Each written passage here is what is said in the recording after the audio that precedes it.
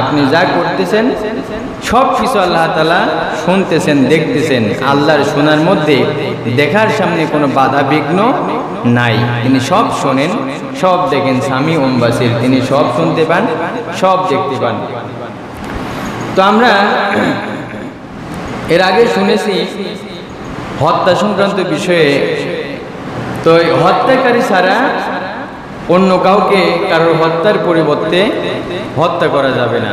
অর্থাৎ একজন হত্যা করলো, এখন তাকে হত্যা না করে আপনি যদি অন্যজনকে হত্যা করেন বদলা নেওয়ার জন্য, তাহলে কি এটা আইনসঙ্গত বা ন্যায়সঙ্গত হবে? হবে না। অথবা হত্যা করলো একজন, আপনি বদলা নেওয়ার জন্য হত্যা করলেন তার বংশের অথবা তার সহোদর ভাই, আশেপাশে লোকজন দিয়ে 5 জনকে হত্যা করলেন, তাহলে কি এটা ন্যায় বিচার হবে? হবে না। যে হত্যা করছে তাকেই হত্যা করতে হবে। মানুষের মনে রাখা উচিত যে কেউ কারো পাপের বোঝা বহন করবে না। অন্যায় করেছে একজন, তার পাপের শাস্তি, তার অপরাধের শাস্তি অন্যজন ভোগ করবে বা ভোগ করতে বাধ্য করা হবে, এই কাজ করা যাবে না। দুনিয়াতেও এই কাজ করা যাবে না, আর পরকালে তো কেউ কারো পাপের বোঝা বহন করবেই না। যার যার পাপের বোঝা তাকেই বহন করতে হবে, যত নিকটতরই হোক না কেন, কেউ কারো উপকারে আসবে না। আল্লাহ রাব্বুল আলামিন বলছেন, ওয়ালা তাকসিবু কুল্লু নাফসিন ইল্লা আলাইহা ওয়ালা তাজিরু ওয়াজিরাতুন ইজরা উখরা। প্রত্যেক ব্যক্তি স্বীকৃত কর্মের জন্য নিজেই দায়ী। কোনো পাপী অন্যের পাপের বোঝা বহন করবে না। প্রত্যেক ব্যক্তি নিজের কাজকর্মের জন্য নিজেই দায়ী। নিজের অপরাধের জন্য বা নিজের পাপের বোঝাটা অন্য কেউ বহন করবে না।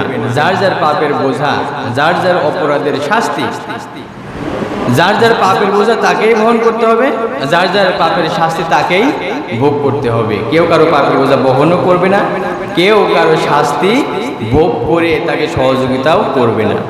যে ভালো কাজ করবে কিয়ামতের দিন জান্নাতে যাবে, যে খারাপ কাজ করবে জাহান্নামে যাবে। এজন্য দুনিয়াতেও একজন অপরাধ করলো শাস্তি অন্যজনকে দিবেন, এই কাজ করা যাবে না। আবার পরকালেও যার যার আমল ওই অনুযায়ী তার বিচারটা হবে। যদি জান্নাতি হয় জান্নাতে যাবে, জাহান্নামী হলে জাহান্নামে যাবে। কেউ কারো উপকারে আসবে না। আল্লাহ তাআলা আরো বলছেন যে কাউকে অন্যায়ভাবে হত্যা করা হলে তার ওয়ারিশকে আমি কিসাসের বিধান দিয়েছি, তবে হত্যার ব্যাপারে তোমরা বাড়াবাড়ি করবে না। যে ব্যক্তি হত্যা করেছে তাকেই হত্যা করতে হবে।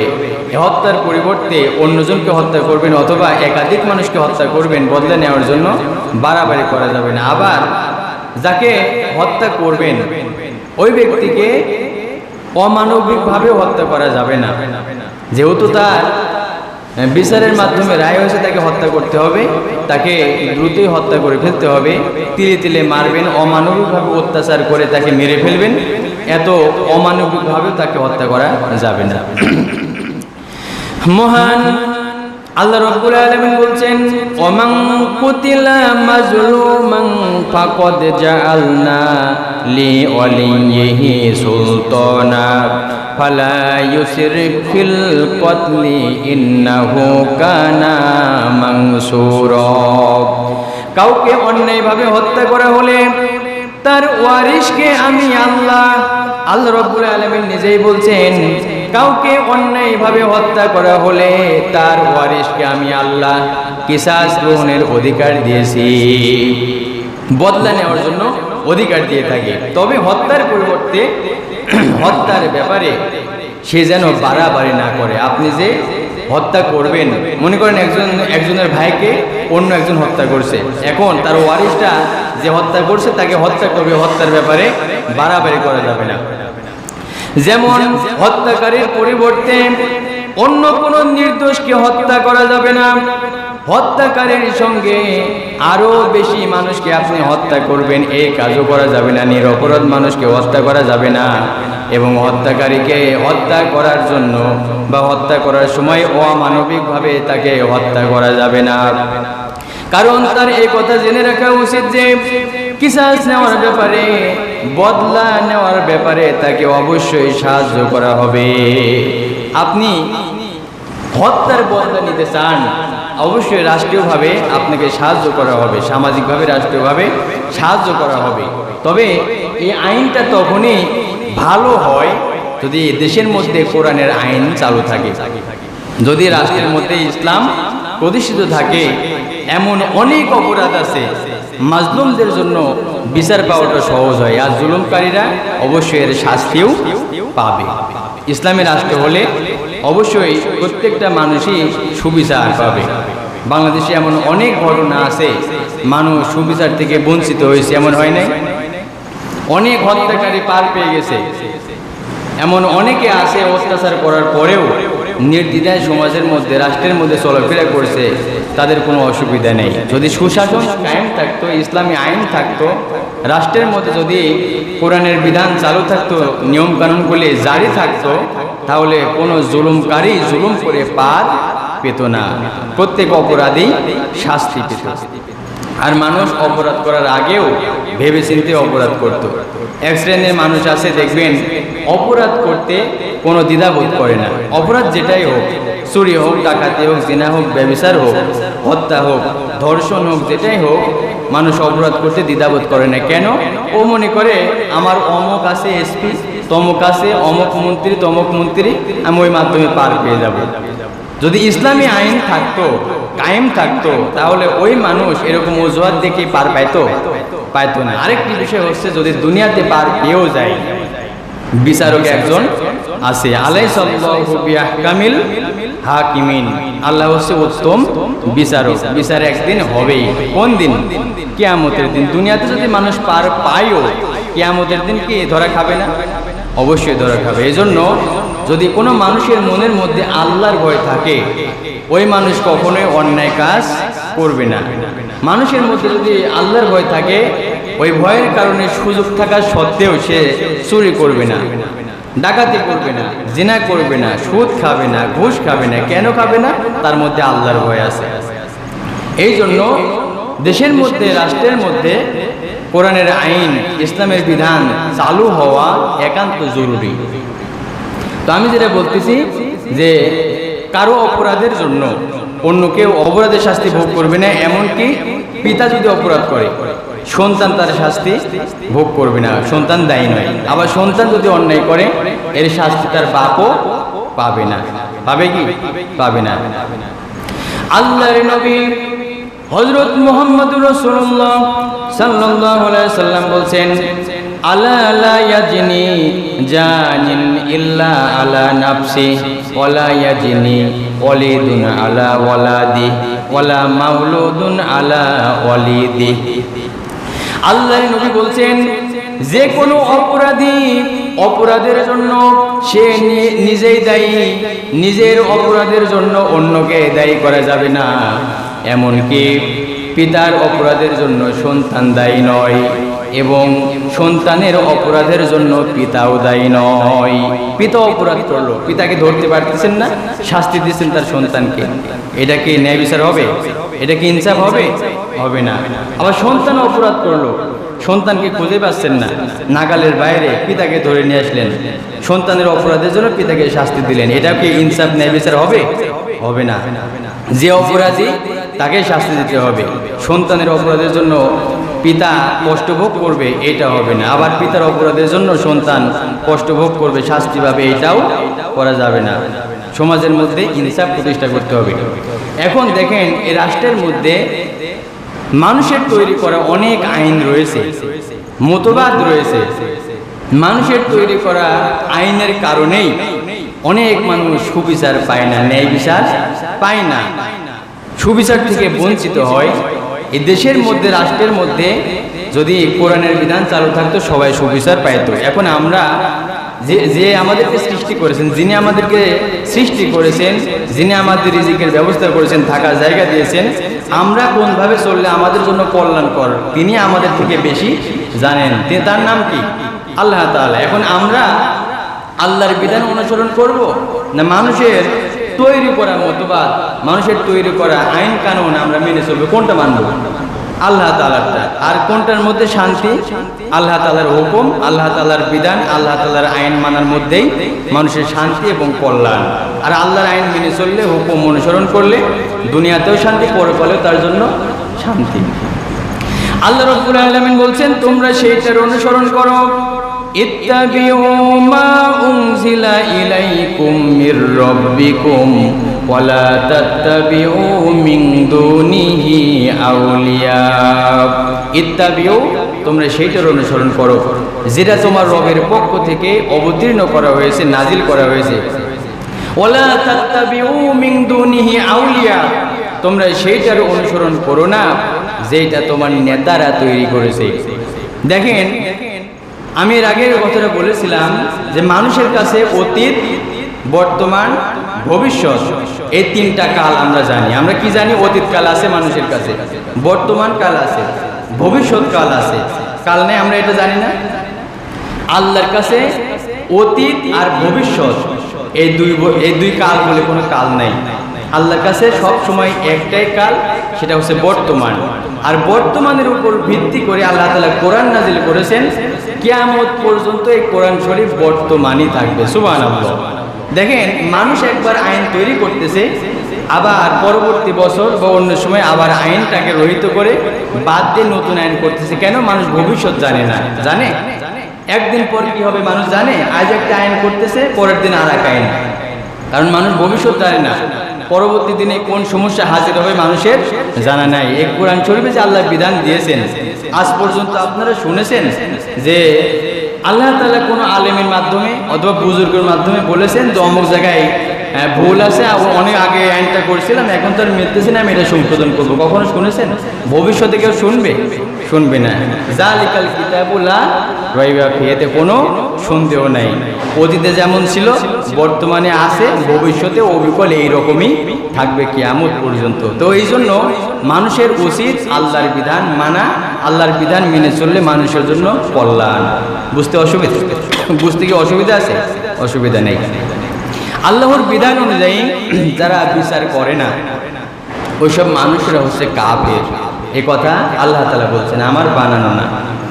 যারা আল্লাহর বিধান অনুযায়ী বিচার করবে না, ফয়সালা করবে না, তারা হচ্ছে কাফের। এখন বিচারটা শুধু যে কোর্টে এমন না, বিচারটা সব ক্ষেত্রেই হইতে পারে।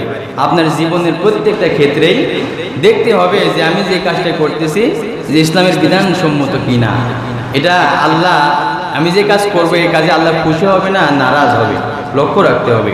অথবা পারিবারিকভাবে আপনি বিচার করতেছেন, সামাজিকভাবে বিচার করতেছেন, রাষ্ট্রীয়ভাবে বিচার করতেছেন, আপনি যদি আল্লাহর বিধান অনুযায়ী বিচার না করেন তাহলে কাফের।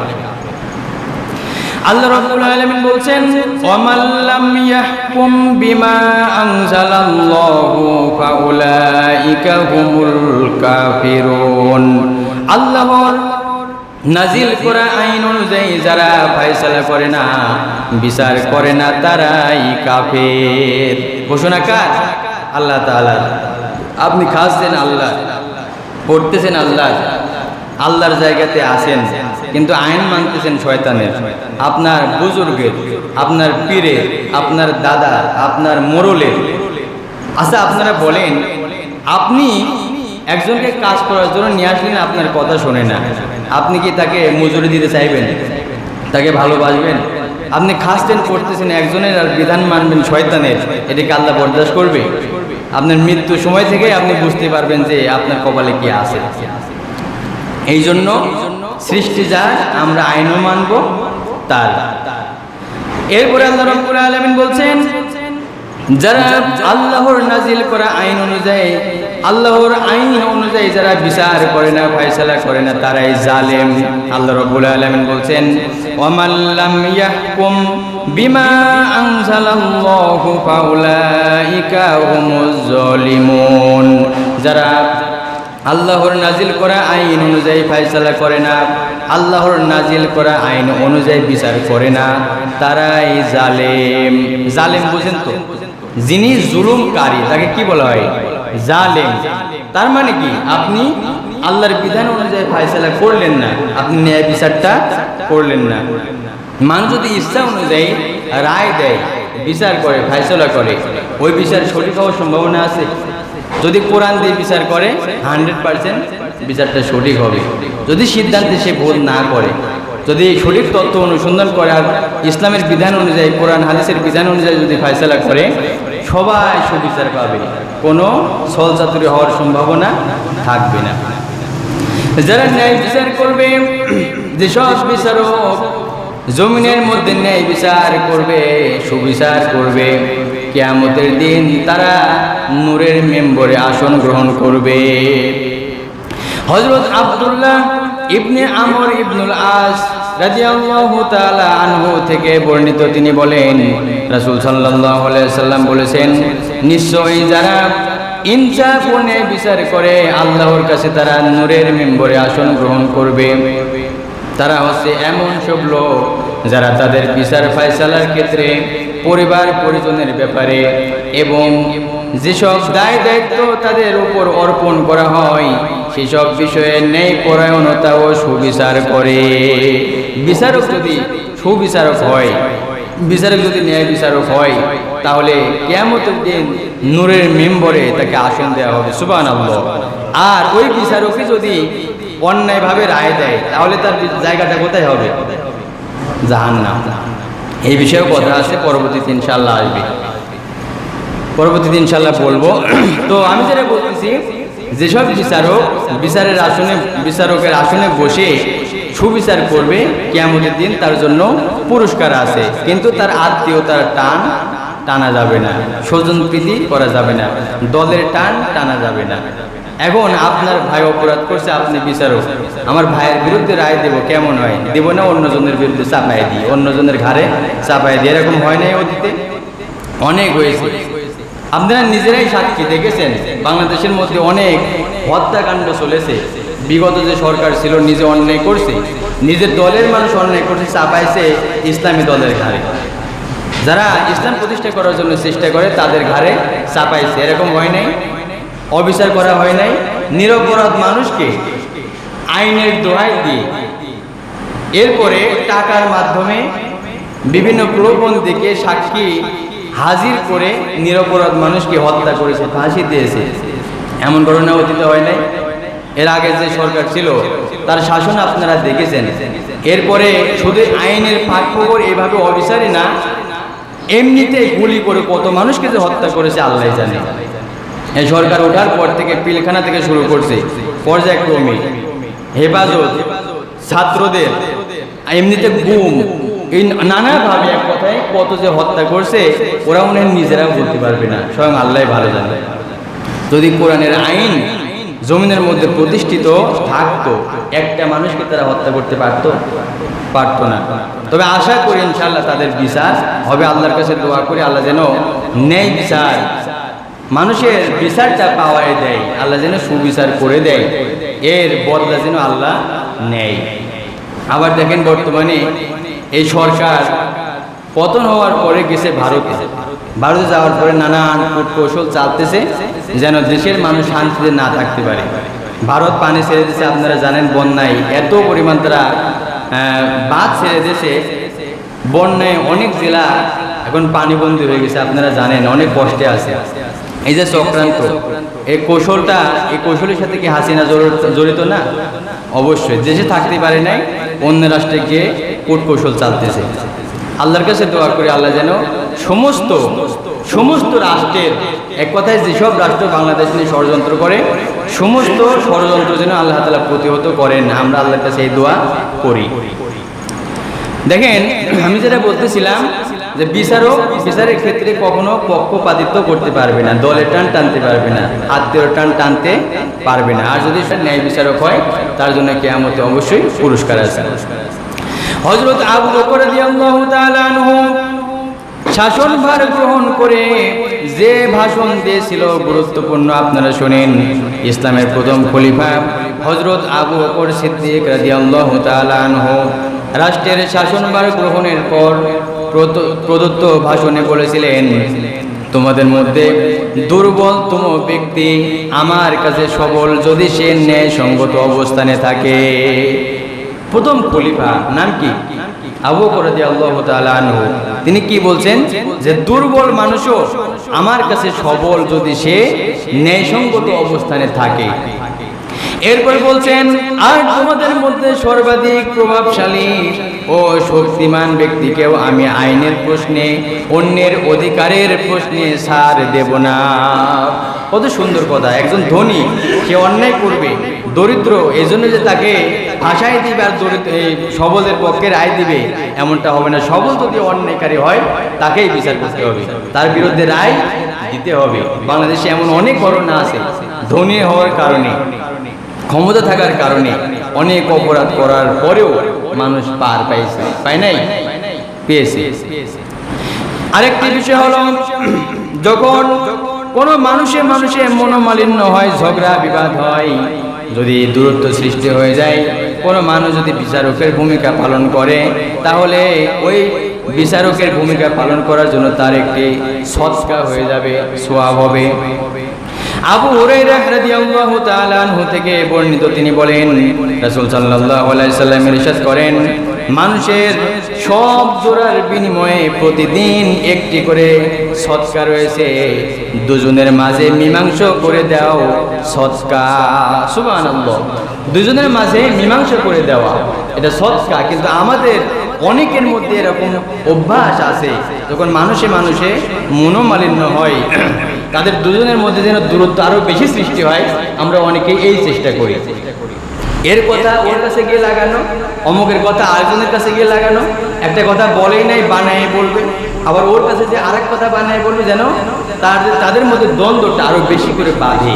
এরকম অভ্যাস মানুষের অনেকের নাই, আছে। তারা মানুষে যদি অমিল দেখে, মানুষে যদি প্রতিহিংসার বিষয় দেখে তাদের ভালো লাগে, মানুষে যদি কোনো দাঙ্গা বাঁধে তাদের খুশি লাগে। এরকম অনেক মানুষ আছে যাদের মনের মধ্যে এরকম অভ্যাস আছে। এরকম মানসিকতা পরিত্যাগ করতে হবে। আপনি এই দুনিয়ায় হয়তো মানুষের মধ্যে ফাসাদ সৃষ্টি করে, ফাসাদ বাঁধায় তৃপ্তি পাইতে পারেন, মরতে তো আপনাকেও হবে না? অতীত দেখেন, অতীতে কত মানুষ আসছে চলে গেছে, আপনারাও চলে যাবেন, ভবিষ্যতে আরো কত মানুষ আসবে তারাও চলে যাবে। এত দাঙ্গা ফাসাদ বাঁধায় আনন্দ পাই আপনি কি করবেন? আপনাকে কি জবাবদিহি করতে হবে না? অবশ্যই জবাবদিহি করতে হবে। আর বিচারের ক্ষেত্রে লক্ষ্য রাখতে হবে, প্রথম কথা হচ্ছে কোনো মিথ্যা সাক্ষী দেওয়া যাবে না। দেখেন বাংলাদেশ জামাত ইসলামের অনেক নেতা কর্মীকে ফাঁসি দিয়েছে, হত্যা করেছে। এর মধ্যে কয়টা সাক্ষী সঠিক সাক্ষী দিয়েছে? বানোয়াট টাকার মাধ্যমে অথবা প্রলোভন থেকে তাদেরকে নিয়ে এসে সাক্ষী দিয়েছে, এরকম হয় নাই তো? বিচার যেটাই হোক, যখন আপনি সাক্ষী দিবেন, সাক্ষী দেওয়ার ক্ষেত্রে অবশ্যই আপনাকে সঠিক সাক্ষ্যই দিতে হবে। আর আপনার যদি কোনো বিষয় জানা না থাকে, ওই বিষয়ে আপনি সাক্ষীও দিতে পারবেন না। অনুমানের ভিত্তিতে কুধারণা করেও আপনি সাক্ষী দিতে পারবেন না। আবার যে বিচারক হবে তাকে অবশ্যই নিষ্ঠার সাথে বিচার করতে হবে, আন্দাজে অনুমানের ভিত্তিতে বিচারের রায় দেওয়া যাবে না। আল্লাহ রাব্বুল আলামিন বলছেন ওয়ালা তাকফু মা লাইসা লাকা বিহি ইলম, যে বিষয়ে তোমার কোনো জ্ঞান নাই, যে বিষয়ে তোমার জানা নাই, সেই বিষয়ে অনুমান দ্বারা তুমি পরিচালিত হইও না। কি সুন্দর কথা! যে বিষয়ে তোমার জ্ঞান নাই, যে বিষয়ে তোমার জানা নাই, অনুমানের ভিত্তিতে পরিচালিত হইও না। অনুমানের ভিত্তিতে তুমি সাক্ষীও দিও না, অনুমানের ভিত্তিতে তুমি রায়ও দিও না। আল্লাহ রাব্বুল আলামিন আরো সুন্দর কথা বলছেন, দুনিয়ার জীবনে লক্ষ্য করেন মানুষ তার খেয়াল খুশি মতো চলতেছে, ন্যায় অন্যায় দেখা নাই। ইচ্ছে হলো মানুষের বিরুদ্ধে সাক্ষী দিল, ইচ্ছে হলো টাকা খেয়ে বিচারের রায়টা অন্যদিকে প্রবাহিত করলো।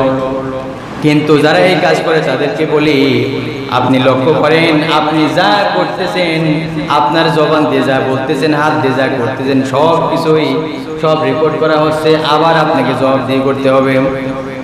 আল্লাহ রাব্বুল আলামিন বলছেন ইন্নাস সামআ ওয়াল বাসারা ওয়াল ফুআদা কুল্লু উলাইকা কানা আনহু মাসউলা, নিশ্চয় তুমি কর্ণ দিয়ে অর্থাৎ তোমার কান, তোমার চোখ, তোমার হৃদয়, এসবের ব্যাপারে কিয়ামতের দিন জিজ্ঞাসিত হবে। তোমার কান দিয়ে তুমি কি শুনেছো, তুমি অন্যায় কথাবার্তা শুনেছো নাকি? ইসলামের বিরুদ্ধে তোমার কানটাকে কাজে লাগাইছো নাকি? তোমার চোখটাকে তুমি কোন পথে কাজে লাগাইছো? তুমি ইসলামকে জমিনের মধ্যে উৎখাত করার জন্য, ইসলামের পথে যারা আছে তাদেরকে উৎখাত করার জন্য, জমিনের মধ্যে যারা ইসলামী আইন বাস্তবায়ন করতে চায়, এসব মানুষকে উৎখাত করার জন্য তোমার চোখটাকে দেখে দেখে কাজে লাগাইছো নাকি জমিনের মধ্যে তুমি ইসলামকে প্রতিষ্ঠা করার জন্য চোখটাকে কাজে লাগাইছো?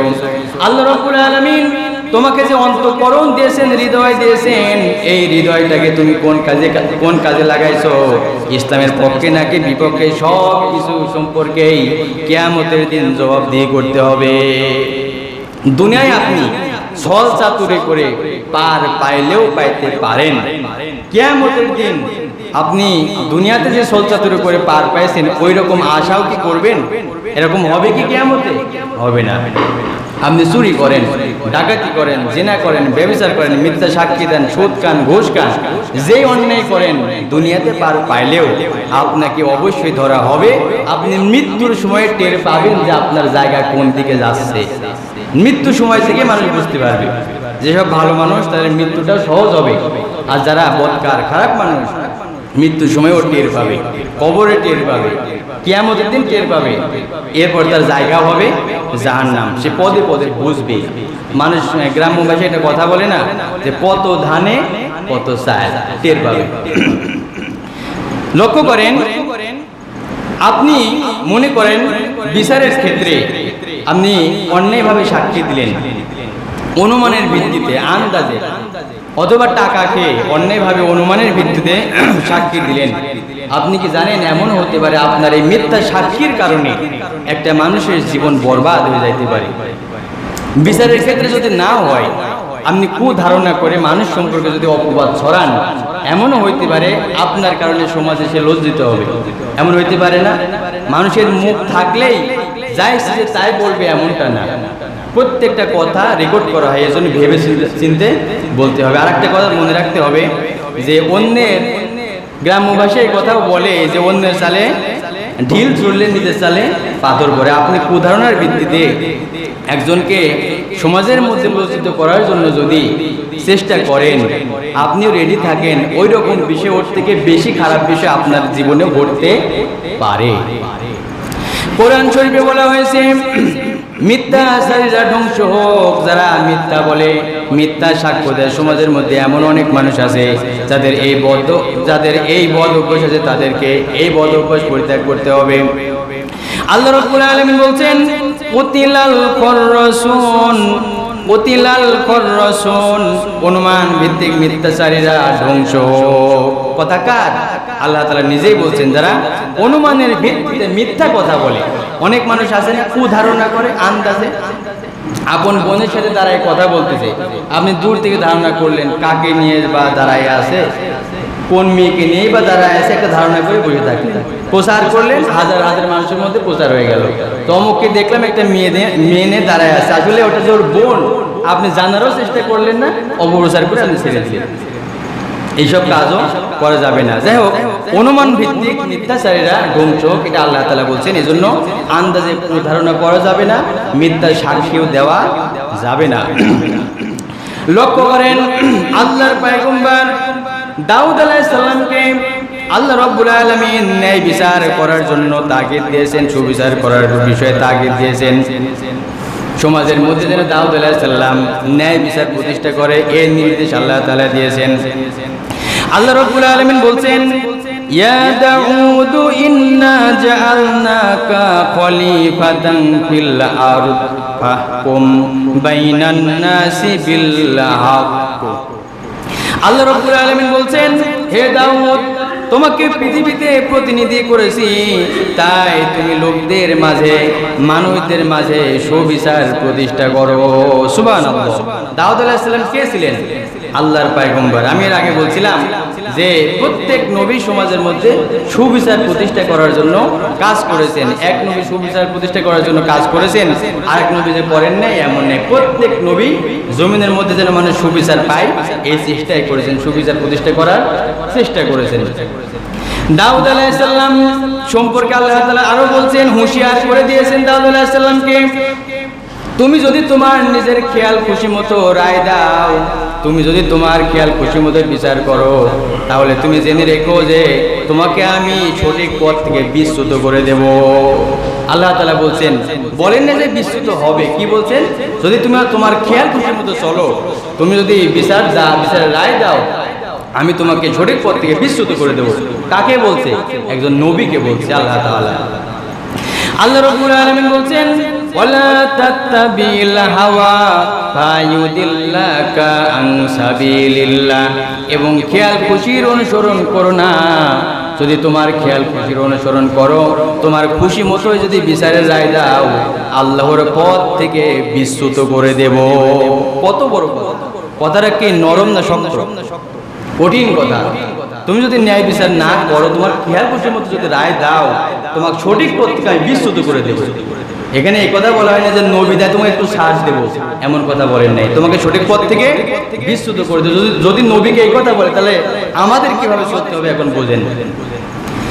তাদের জন্য অবশ্যই যারা দরিদ্র মানুষ, কোনো অপরাধ করে থাকলে তাদের দিকে টানা যাবে না।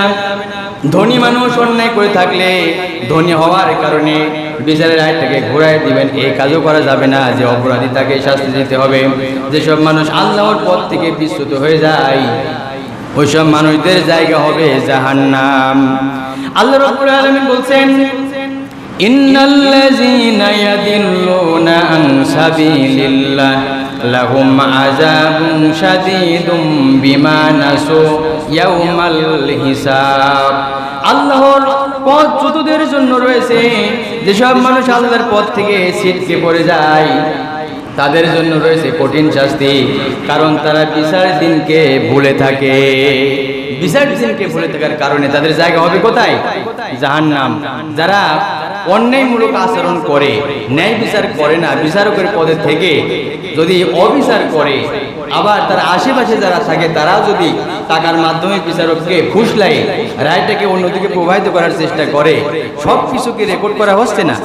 তাদের যেসব বিচারক অন্যায় কাজ করে, ওসব বিচারকের বিচার কি হবে না?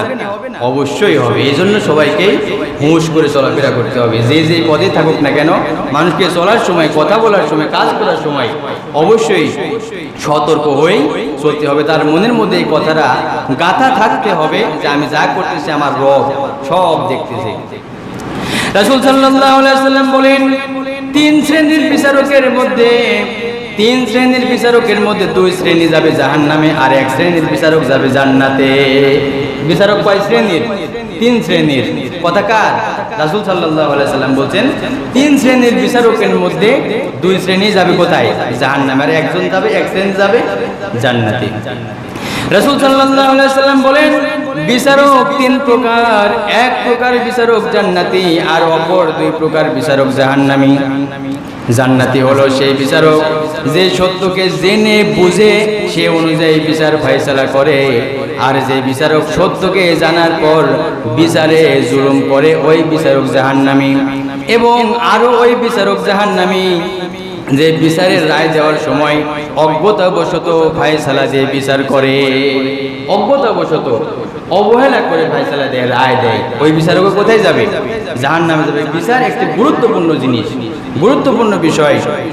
যেসব বিচারক সত্য জানার পরেও জানতেছে যে অমুক ব্যক্তি অপরাধী বা তমুক ব্যক্তি অপরাধী, জানার পরেও টাকা খেয়ে অথবা যে কোনো স্বার্থের প্রলোভন পেয়ে যদি রায়টাকে অন্যদিকে প্রবাহিত করে অপরাধীকে মুক্ত করে দেয়, ওই বিচারক কোথায় যাবে? জাহান্নামে যাবে। আবার যে বিচারক বিচারের ক্ষেত্রে অবহেলা করে, অবহেলা করা কি যাবে বিচারকের? যাবে না, কারণ বিচার একটি গুরুত্বপূর্ণ জিনিস।